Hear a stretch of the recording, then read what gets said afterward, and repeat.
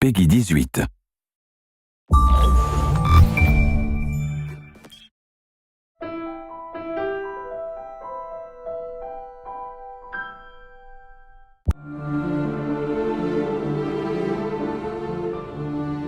Assassin's Creed is really about history and incredible world. We're playing with a history that is, without trying to spoil things, extends back, anywhere from 80 to 100,000 years from today and extends as far into the future as, we have time to make games. Two specifics about Assassin's Creed. The first one, it's a huge universe spanning across many different mediums with many different characters, events, locations. The second one is the community. The community on Assassin's Creed is extremely knowledgeable about this universe and also has very high expectation about what's coming next in terms of story. So putting all these things together, we realized it was time to fit everything into one reliable source of information. Actually, it really has been a back and forth process between the Encyclopedia writers and the games writers to make sure that all the content of the book, of the Encyclopedia, is really accurate. Well, we start by going through all the data, and then we would decide on what articles we wanted to do. And once we had that settled, we would write down a brief description of the article, send it out to the external writers, who would then return the full content to us. The best part about this project was adding new content. Every time you get a chance to work on a brand like Assassin's Creed, it just makes your day, We are covering and unveiling a lot of information on characters such as Altair, Ezio, Desmond Miles, Subject 16, but also new assassins such as Shao Jun.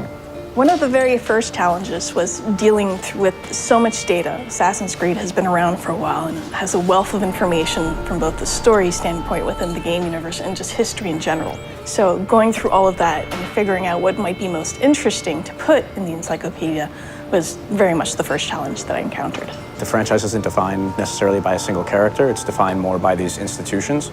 So we have the option of moving in and out of different historical periods, different geographical locations, different individual important events throughout human history. And so we have a wide variety of options, a lot of different material that we can mine for ideas and stories. Imagine this project as a huge puzzle with thousands of different pieces involving a lot of different people. We have tools to track all the narrative threads that we're creating. So we have database, we have Bibles, we have some visual guidelines. So my main role is to make sure everything fits together. So what we did was we tried to match specific kinds of content to writers whom we knew or figured would be interested in writing that kind of stuff. Some of the biggest experts on Assassin's Creed are actually within the community. So when the time came to start writing the encyclopedia, we realized it would be very good to try to seek one writers coming from the community. So I heard about the job writing for the Encyclopedia on the UB Workshop website,